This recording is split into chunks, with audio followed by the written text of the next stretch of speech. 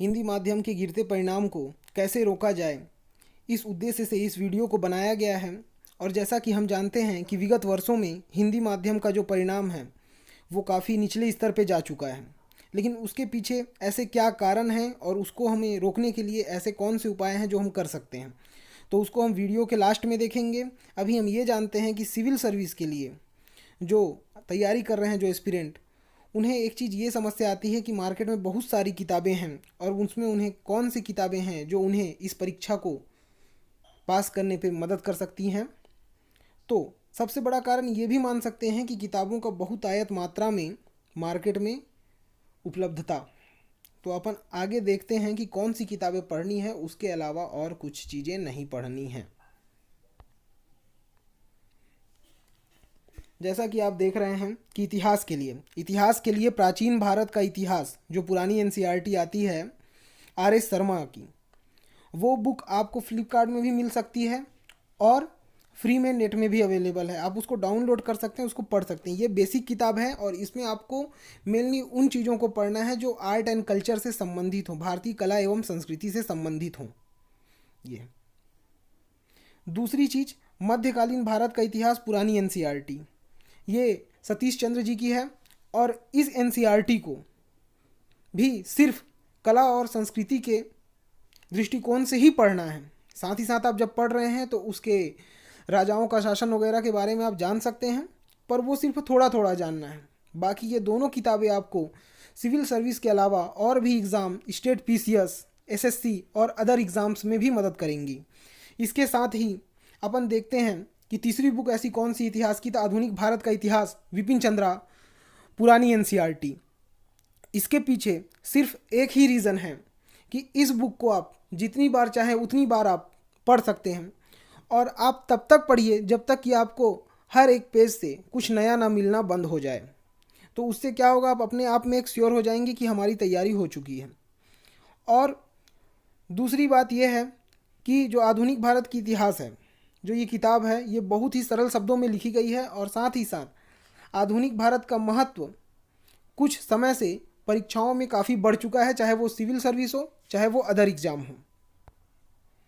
अब जैसे आपकी स्क्रीन में ये 3 बुक्स दिख रही हैं, उसमें जो समकालीन विश्व का इतिहास है, इस बुक को जो है आप जितना चाहें उतने बार पढ़ सकते हैं और विश्व इतिहास के लिए आपको कोई और बुक की तैयारी नहीं करनी है। जो आपका जीएस फर्स्ट पेपर जो बुक की मैंने सीरीज स्टार्ट की है, उसकी ये भी एक महत्वपूर्ण बुक है और ये अर्जुन देव इसके राइटर हैं।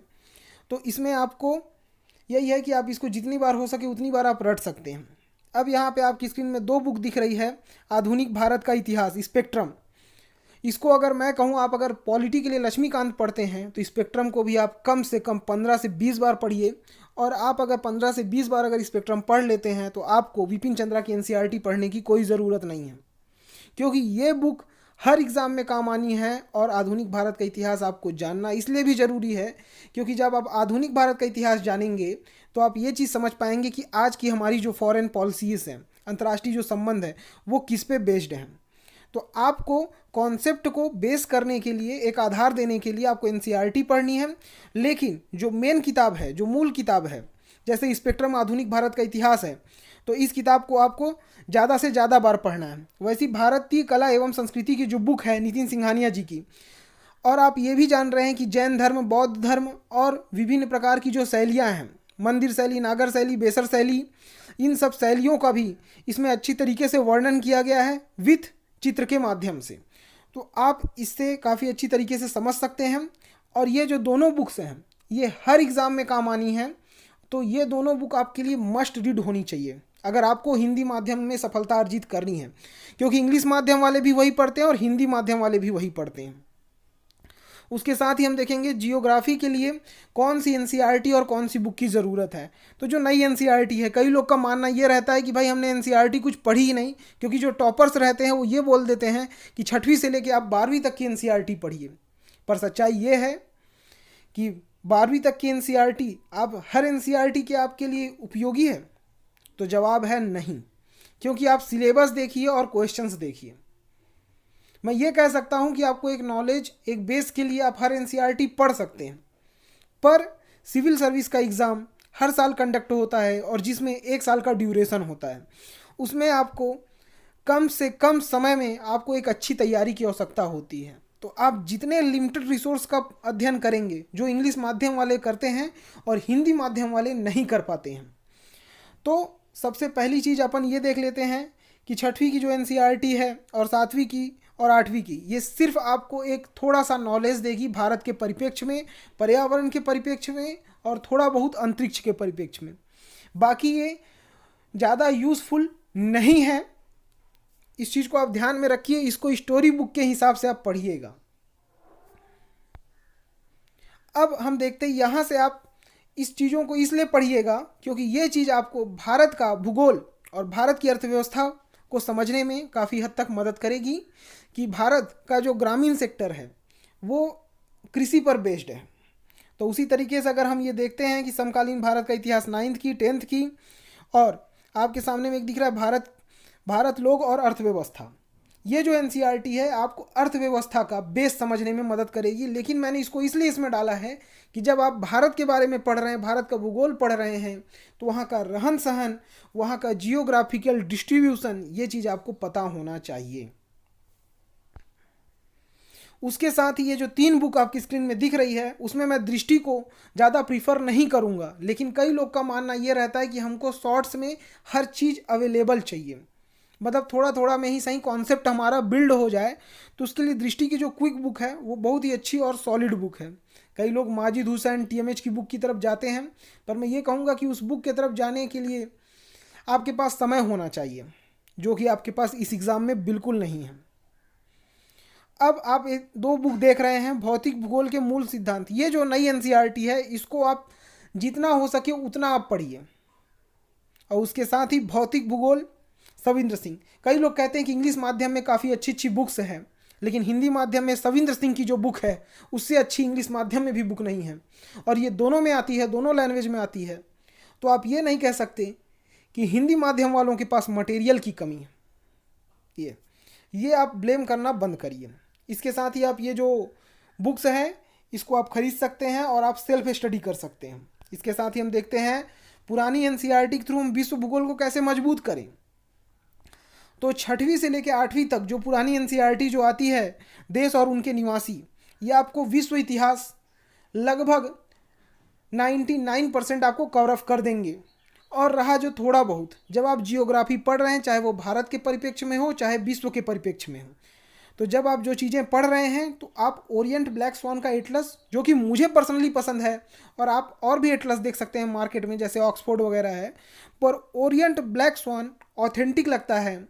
और इसको जब आप देखेंगे तो आप इसके थ्रू आपको जियोग्राफी समझना और जियोग्राफी को लंबे समय तक दिमाग में स्थायित्व प्रदान करना ये संभव हो पाएगा। तो आप जितना हो सके जियोग्राफी के समय आप एटलस को ज़रूर रखें अपने टेबल पर। इसके साथ ही हम आगे जानते हैं कि जो भारतीय समाज है उनके लिए कौन सी किताबें हो सकती हैं। तो देखिए, एक भारतीय समाज है जो वहाँ का रहन सहन के बारे में पूरी तरीके से बताएगा कि भारत में परिवारवाद कैसा है, संयुक्त है कि एक परिवारवाद है। तो ये सब चीज़ों को आप किस में जानेंगे? राम आहूजा की भारतीय समाज की बुक में। लेकिन जो सामाजिक समस्याएं हैं जैसे बेरोजगारी हो गई, शिक्षा हो गया, ये जो समस्याएं हैं वो सामाजिक समस्याएं हैं। इसके साथ ही इसमें जीएस फर्स्ट पेपर में आप सिलेबस में एक देखेंगे कि महिलाओं का संगठन। तो ये सब चीज़ें मैं वीडियो क्लासेस के माध्यम से आपको कवर करूँगा ये। और हमारी जो क्लासेस हैं जो 2021 को टारगेट में रखते हुए, और साथ ही साथ 2022 वाले स्टूडेंट भी इसका लाभ उठा सकते हैं, तो उनके लिए मेरी क्लासेस जो है वो 22 अक्टूबर से शुरू हो जाएगी। और वो शुरू होगी इतिहास से। हम इतिहास से पढ़ेंगे और हम धीरे धीरे इसको मार्च तक पूरी तरीके से कंप्लीट करेंगे।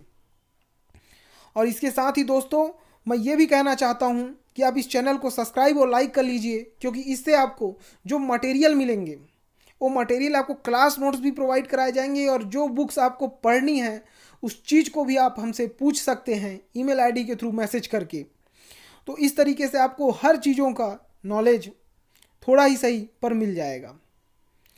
तो मैं यही कहना चाहूँगा कि आप इस वीडियो के साथ बने रहें। अब हम एक विषय जो आ रहा है बार बार, जो हिंदी माध्यम के लोग जो तैयारी कर रहे हैं, कि भाई हिंदी माध्यम का परिणाम विगत वर्षों से इतना कम और इतना क्यों गिर रहा है। तो उसके पीछे रीज़न ये है कि हिंदी माध्यम का जो एस्पिरेंट है उसकी जो सोच हम देखते हैं, तो उसकी सोच एक स्तर पे अगर देखा जाए तो ये सोचता है कि हमें छोटी सी छोटी किताबें और पतली सी पतली किताबें पढ़नी है, और वो उन किताबों को भी 1 से 2 बार 3 बार पढ़ता है, और लक बाई चांस अगर वो सफल हो भी गया तो उसके मेंस में उतने नंबर नहीं होते कि वो टॉप 10 में या टॉप 100 में आ सके। लेकिन लोग कुछ उन एस्पिरेंट को देख लेते हैं जो 700 रैंक 600 रैंक लेके आते हैं, और वो ये कहते हैं कि हिंदी माध्यम में मटेरियल की कमी है।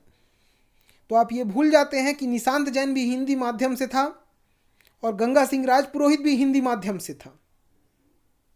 तो आपको सही रणनीति क्या है उस चीज़ पे आपको फोकस रहना चाहिए। आपको इन जैसे टॉपर्स की बातों पे बिल्कुल नहीं आना चाहिए, क्योंकि हर व्यक्ति अपने दृष्टिकोण से और अपने हिसाब से पढ़ता है। तो आपकी सफलता के लिए सिर्फ मैं यही कहूँगा कि जो इंग्लिश माध्यम के बुक्स पढ़ते हैं वही हिंदी माध्यम में भी अवेलेबल है, पर हिंदी माध्यम में मटेरियल की ज़रूरत से ज़्यादा अधिकता है। उसके पीछे रीज़न ये है कि हर कोचिंग हर आए दिन में पतले से पतले नोट्स अवेलेबल कराते रहती है, जो कि यूज़ एंड थ्रो है।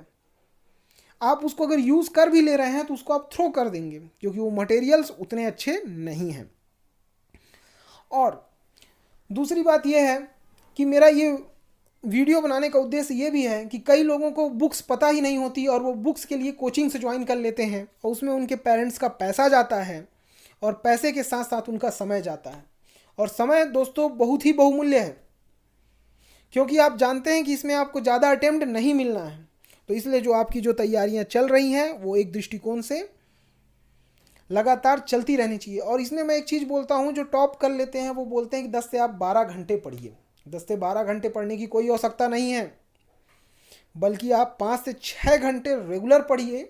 और कोई भी एक पेपर, शायद आप गंगा सिंह राजपुरोहित का एक बार इंटरव्यू देखिएगा, उस बंदे ने एक चीज़ कहा था कि आप हिंदी पेपर्स को अच्छे से पढ़ सकते हैं। जैसे आप इकोनॉमिक्स के लिए आपको काफ़ी ज़्यादा समस्या का सामना करना पड़ता है, तो हम इसके लिए भी एक वीडियो बनाएंगे कि आपको कौन से पेपर्स पढ़ने चाहिए और कौन सी मैगज़ीन पढ़नी चाहिए, और आप कम समय में कितनी बेहतर तरीके से अपने आप को यूटिलाइज़ कर सकते हैं।